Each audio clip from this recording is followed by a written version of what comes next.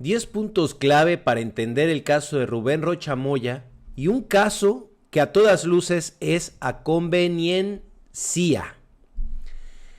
Punto número 1, el más evidente. Se trata de un control de daños por parte del gobierno de Estados Unidos luego del escándalo por la incursión de sus propios agentes de la CIA, que ya sabemos a qué es a lo que van a todos los países, básicamente a desestabilizar, y las operaciones en campo realizadas en colusión con el gobierno estatal de Maru Campos, el gobierno de Chihuahua de Maru Campos, hay que decirlo con todas sus letras. Se trató de una violación flagrante a la soberanía por parte de la Agencia de Inteligencia de los Estados Unidos en complicidad con el gobierno de Chihuahua. Fue una violación a la Constitución, a nuestras leyes. Incluso se podría decir abiertamente que se trató de un caso de traición a la patria, aunque encontraron la manera para lavarse las manos y zafarse del problema. Todo esto que estoy diciendo, lo quisieron vender como si se tratara de un combate frontal e implacable contra el crimen, aunque en realidad se trató de un sometimiento descarado por parte de un gobierno estatal a costa y a espaldas del gobierno federal, cosa que es tremendamente grave, porque podría además ser interpretado como una conspiración dentro de tu propio país disfrazada de combate al narcotráfico. Y es que habían dicho que se desmanteló un narcolaboratorio y sin embargo en dicho operativo ni siquiera se confiscaron drogas.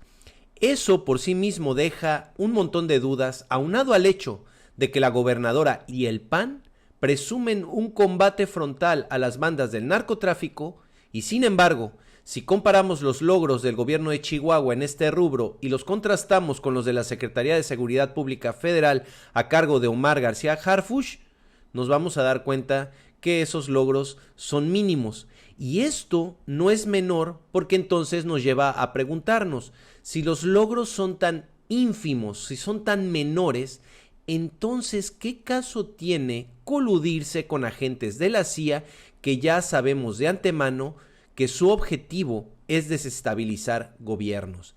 Esto, a todas luces, no tiene nada que ver con combate al crimen. Tiene que ver con un sometimiento al gobierno de Estados Unidos y además un contacto constante hecho a espaldas del gobierno federal, lo cual nos hace pensar en todas las posibilidades que hay detrás de esa colusión. Y es que el PRIAN desde agosto de 2021 ya había ido a Washington a denunciar irregularidades en las elecciones de Sinaloa. Imagínense ustedes a este trío de personajes impresentables yendo a Estados Unidos a denunciar al gobierno mexicano.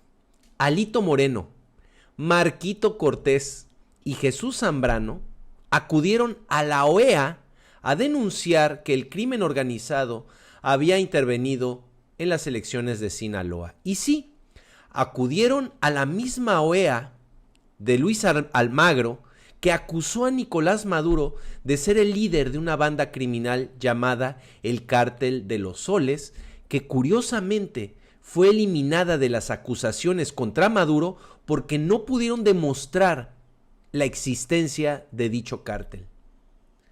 Esa misma OEA fue a la que asistieron el PRI y el PAN para acusar al gobierno de Sinaloa. Ya sabemos todos que el PRI y el PAN han sido en la historia reciente de México aliados y peones del gobierno estadounidense. Cuando tuvieron el poder, vivieron sometidos a los dictados del gobierno de los Estados Unidos. Las reformas promovidas por ambos partidos buscaron siempre congraciarse con el tío Sam. Nunca hubo un trato de iguales y siempre fue una relación basada en la sumisión. Se trata del conservadurismo del pasado que defiende el intervencionismo encarnado hoy en día en la figura del PRIAN. Eso no lo podemos dejar de lado, aunque sí es posible que haya elementos que sean dignos de ser tomados en cuenta, pero también resulta indignante la doble moral y la hipocresía de los mismos partidos que han provocado la problemática que vivimos hoy en día de violencia y de narcotráfico, que sean los que se vayan a lavar la cara principalmente a la OEA y principalmente a Estados Unidos, que son quienes se han encargado de administrar los conflictos alrededor del mundo y particularmente en América Latina.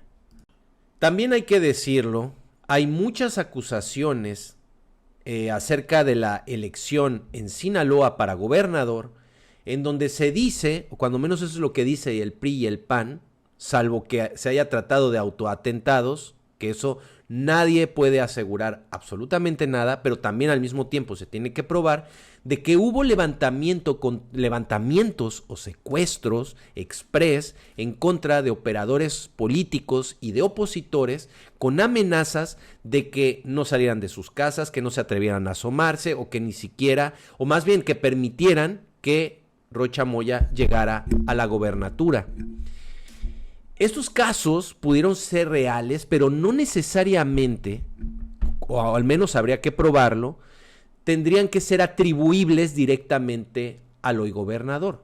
Sin embargo, también hay que decirlo, para desgracia del gobernador, sí hay elementos que terminan por incriminarlo, incluso sus propias declaraciones, ya que en una entrevista por demás inocente con Carlos Loret, dejó abierta la posibilidad de negociar con criminales con el fin de evitar mayor violencia en el Estado. No importa cuál sea la intención, al final está declarando que estaría abierto a llevar a cabo negociaciones, y esto en el contexto de acusaciones directas en contra de Rocha Moya, en el sentido de que tendría cercanías con el cártel de Sinaloa y todo lo que eso implica, porque las acusaciones también van en el sentido de que se le da carta abierta a un cártel para que otros se vean perjudicados, es decir, se beneficia a unos, se afecta a otros, y al mismo tiempo ese cártel o ese grupo delincuencial te agradece dándote apoyo, o cuando menos esa es la acusación que se hace. Si tú declaras eso, lógicamente les estás dando armas. Es más, esa misma declaración en esa misma entrevista se puede usar como una de las evidencias, más allá de los papelitos que compartió el gobierno de Estados Unidos, como prueba de que te coludiste con un cártel. Es la cosa más inocente y absurda que pudo haber hecho el propio gobernador, y desgraciadamente él solito se dio un balazo en el pie. Otro punto es que, para infortunio de Rocha Moya, el gobierno de Estados Unidos extrajo, por no decir secuestró, al Mayo Zambada. Y en ese contexto, el Mayo Zambada dijo que fue engañado para ir a una reunión que tenía o que tendría con Rubén Rocha Moya y con el exrector de la Universidad de Sinaloa, Héctor Melesio Cuen, quien en esa situación y bajo ese mismo contexto de reunión con el Mayo, fue asesinado. Y el gobierno de Rocha Moya, la Fiscalía de Sinaloa, quiso dejar la versión de que este personaje murió en un asalto, cosa que ni siquiera quedó clara, pero los videos y la información disponible lo que revelan es que eso no necesariamente es cierto. Entonces, si añadimos esos elementos, las declaraciones que podría estar, o los testimonios que podría estar dando el Mayo, más las declaraciones que dio el propio gobernador, más el asesinato de este rector de la Universidad de Sinaloa, que además era opositor al gobierno de Sinaloa, más las acusaciones de que al beneficiar a un cártel propició que el ingreso de drogas a los Estados Unidos, porque además la acusación en contra del gobernador es por conspiración. Entonces ese concepto o esa acusación deja abierta muchas cosas. Entre otras, la posibilidad de que al conspirar o al permitir que un cártel enemigo de los Estados Unidos ingresara drogas a su territorio, pues es más fácil armar un caso, colocar evidencias facilonas, más las declaraciones de los propios opositores en México, nuestros alitos, eso no importa que tengan la reputación más cuestionable y no importa que sean repudiados en nuestro país, mientras declaren lo que al gobierno de Estados Unidos le conviene, Estados Unidos va a estar feliz, porque ya sabemos además que a Estados Unidos no le interesa de dónde provengan las declaraciones o los testimonios.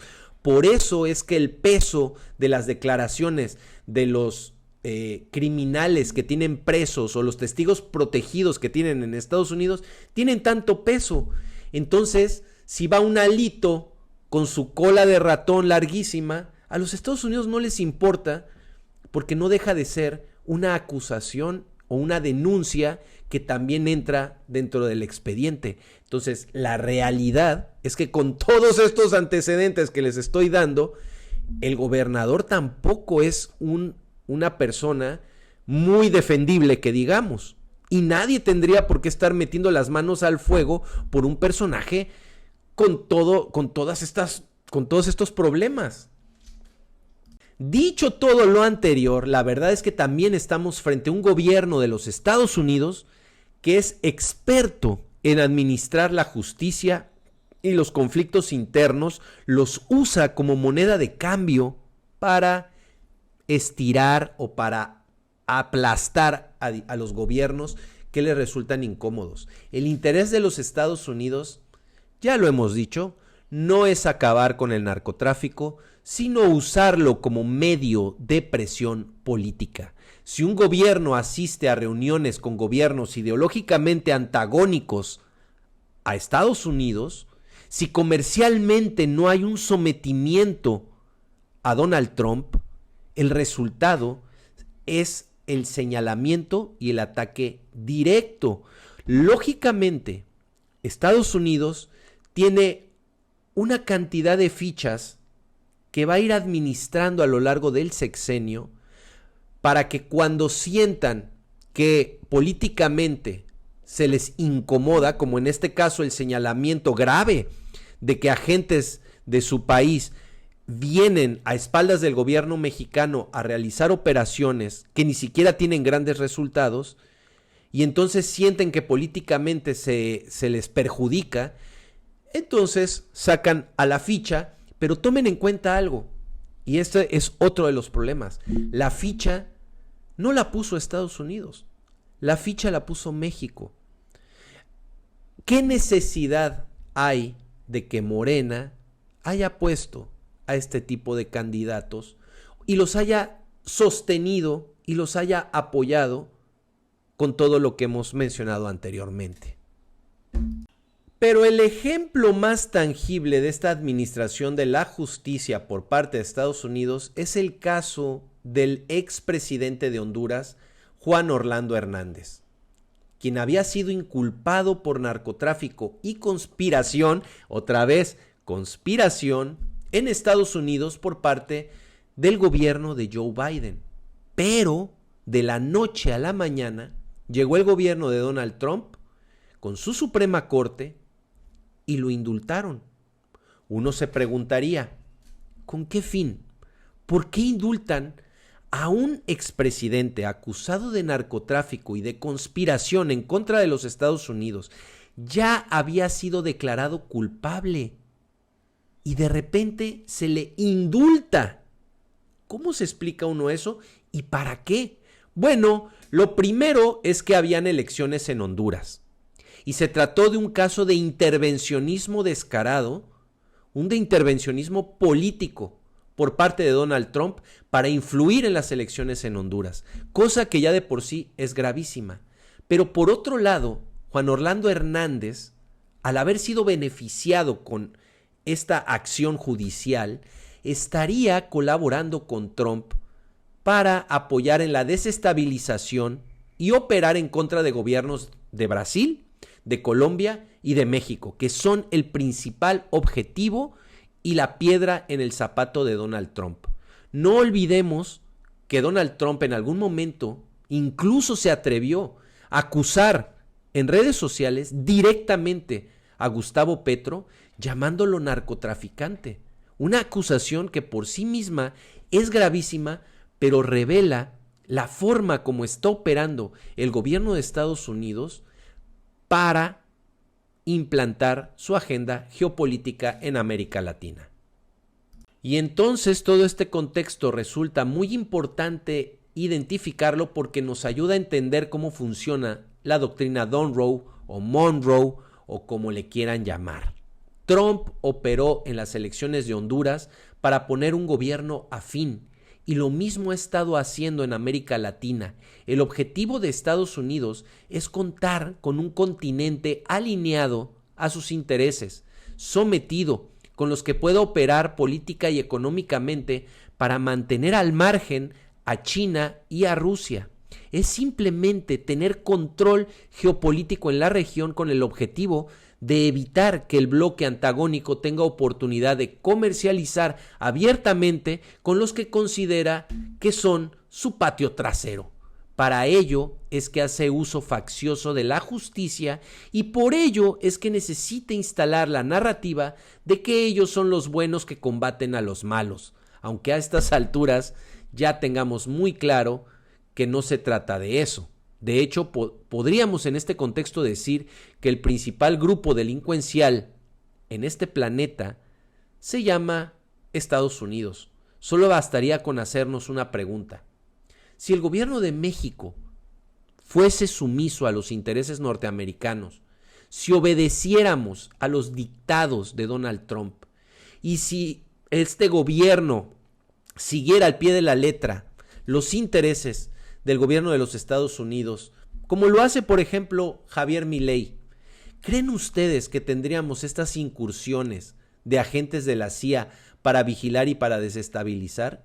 Si se obedeciera ciegamente, ¿estarían lanzando estas acusaciones en contra del gobernador de Sinaloa? Creo que todos sabemos que la respuesta es no. La discusión hoy, sin duda, la discusión política sería otra.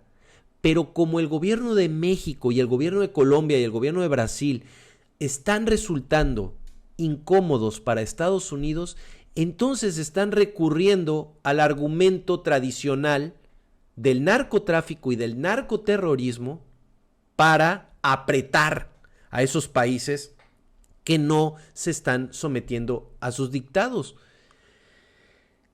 Y entonces aquí la pregunta es, ¿qué hacer? Porque no puede uno a estas alturas y en el contexto mundial someterse a los Estados Unidos. Lo que procede es seguir con dignidad y encontrar la manera, porque seguramente lo hay, de también señalar las atrocidades que comete Estados Unidos, no en los demás países, sino lo que hace en su propio país. Ya es momento de evidenciar lo que sucede en las entrañas del imperio, porque lógicamente ellos tienen a sus narcotraficantes, tienen a quienes comercializan la droga en su propio país, tienen a los corruptos, ellos van con el dedo señalando a todos los demás. ¿Y quién señala a los Estados Unidos? Ya es momento de que los países que se han visto amenazados o afectados por las políticas del monstruo naranja de la Casa Blanca empiecen a señalar lo que sucede en ese país. Y en este contexto aparecen unos audios publicados por Diario Red que revelan que incluso el gobierno de Israel, de Benjamín Netanyahu, podría haber pagado por la liberación de Juan Orlando Hernández y que Trump, no solo eso, estaría buscando reinstalarlo en la presidencia de Honduras. Esto no lo vamos a saber hasta que pase el tiempo y veamos si efectivamente se da este regreso a la política hondureña por parte de Juan Orlando Hernández.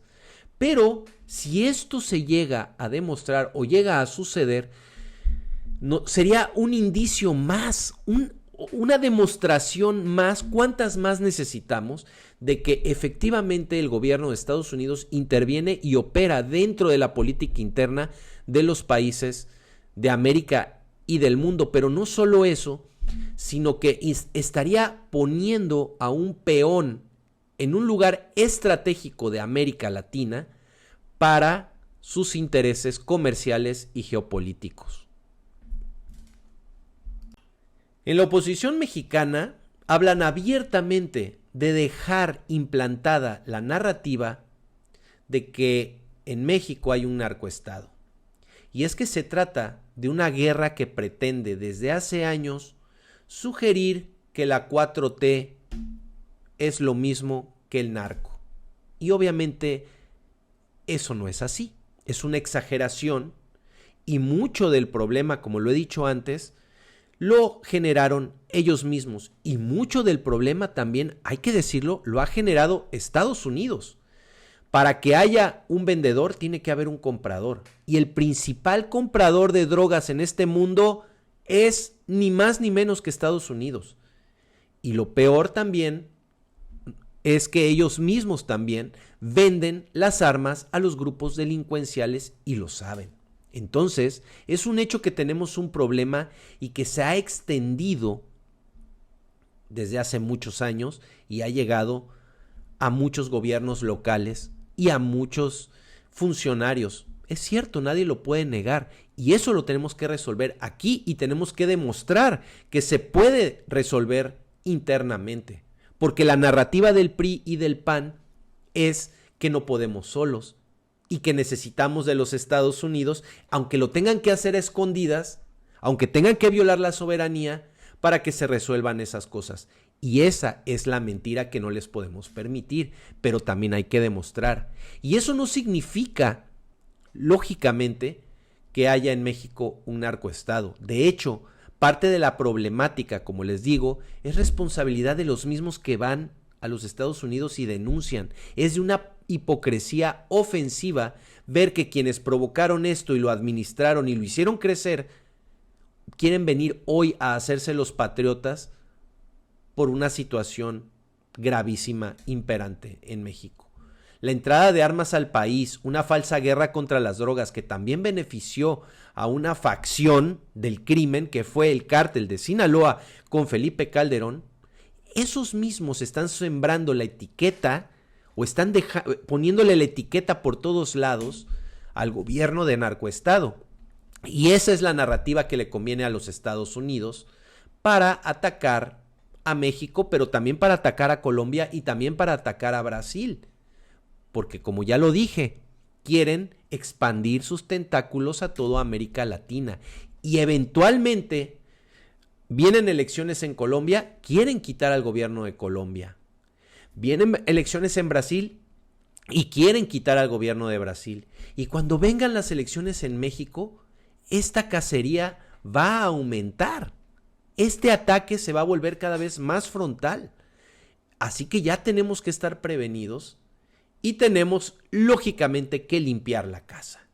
Pero aquí viene algo incómodo. Si se tiene todo este contexto, ¿por qué darle armas al antagonista? ¿Por qué permitir que figuras tan cuestionables representen a tu movimiento? En ningún contexto se debería permitir la llegada de figuras tan contaminadas. Pero en el contexto de lo que vivimos hoy, en el mundo y particularmente con los Estados Unidos, con nuestro vecino, que busca a toda costa preservar su hegemonía, es imperativo mantener una integridad y honestidad incuestionables. No podemos permitir que personajes como Rocha Moya, que podrá haber exageración en las acusaciones en su contra, pero la realidad es que el personaje tiene cola que le pisen. Y es justamente de esa cola de la que se agarra Estados Unidos para armar su expediente, armar sus acusaciones y señalar al gobierno completo. Y eventualmente quitarlo. Ese es el objetivo principal del gobierno de Donald Trump y del tío Sam y del sistema y de Estados Unidos en general. No es solo Donald Trump. Son los poderosos de Estados Unidos los que tienen interés en que regrese un gobierno más dócil, más acorde con la visión imperialista de los Estados Unidos. Un gobierno más sumiso. Y eso no va a ser el gobierno de la 4T. Pero tienen que limpiar por dentro. Tienen que ser más rigurosos. Y si el problema ahora es que si lo dejan crecer, ese es el otro grave problema. Si dejan pasar el tiempo, se vuelve más complicado hacer a un lado a estos personajes. Tiene que ser desde un principio, porque si ahorita el gobierno de México asume que hay culpabilidad, entonces esto se va a convertir en raja política para la oposición y se termina convirtiendo también en raja política para los Estados Unidos. Van a decir, ¿ya lo ven? Efectivamente se trataba de un narcoestado. Si un gobernador estaba implicado, pues entonces todo el gobierno lo está, aunque sea una exageración, aunque no sea real, pero así lo van a utilizar y van a hacer un festín de ello. De hecho, estas acusaciones se convirtieron en un festín para la oposición, porque les quitaron de encima el conflicto con Maru Campos. Si se dan cuenta, en la opinión pública pasó a un segundo plano y era gravísimo. Y ya no, y en los medios hegemónicos, en las redes sociales, ya pasó a un segundo plano. Entonces, lo que quiero decir es, se salieron con la suya. ¿Y quién tiene la culpa? Bueno, pues ya sabemos que Estados Unidos así opera. Pero, ¿quién pone ahí a los personajes? ¿Y por qué no se actúa desde un principio evitando que lleguen? Porque ya cuando están, todo se vuelve más complicado. En fin, espero no haberlos deprimido. Espero que no haya sido una visión muy pesimista de las cosas, pero pues creo que tenemos que ver lo que está sucediendo tal como está sucediendo, porque de otro modo no se corrige el rumbo. Estaba viendo la opinión de Pérez Ricard sobre esta problemática, esto que está sucediendo, y en algo tiene mucha razón. Estados Unidos tiene la obligación de comprobar, de demostrar fehacientemente que sus acusaciones son reales. Más que con cualquier otro caso, porque nunca había lanzado una acusación directa en contra de un funcionario en funciones, y más aún de un gobernador en funciones. Se llegaron a dar acusaciones en contra de gobernadores que ya no estaban gobernando, que ya no estaban en funciones, pero lo que sucedió ahora es tremendo y es un golpe político muy, muy fuerte, de los más potentes que se hayan visto en muchos años por parte del gobierno de Estados Unidos. E insisto, tenemos que tomar en consideración que el gobierno estadounidense ya no es el mismo de hace 4 o 5 años. Hoy el monstruo está pataleando y está interviniendo en todos lados. O sea, solo pensemos que se querían apropiar de la isla de Groenlandia. Pensemos la manera como está declarándole la guerra a Irán unilateralmente, saltándose todos los cauces diplomáticos. Entonces, la manera como está operando el gobierno de Estados Unidos es muy distinta. Ya la diplomacia, ya los medios, los cauces legales ya no existen para los Estados Unidos. Todo se ha vuelto una guerra declarativa, una guerra narrativa, una guerra política, y en ese sentido es como tiene que ya empezar a entender el gobierno de México cómo enfrentarse al gobierno de los Estados Unidos. Y tiene que limpiar la casa, mantener la casa muy limpia. Pero bueno, esa es mi opinión. No sé ustedes qué opinen, no sé si están de acuerdo con esto que estoy planteando. Yo les agradezco siempre que me escuchen, que compartamos, que debatamos y que hablemos de estos temas que son sumamente relevantes. Muchas gracias por haberme acompañado en una emisión más de Hecho a Mono con Jesús Escobar y los espero la próxima semana en un video más. Les mando un abrazo, hasta pronto, adiós.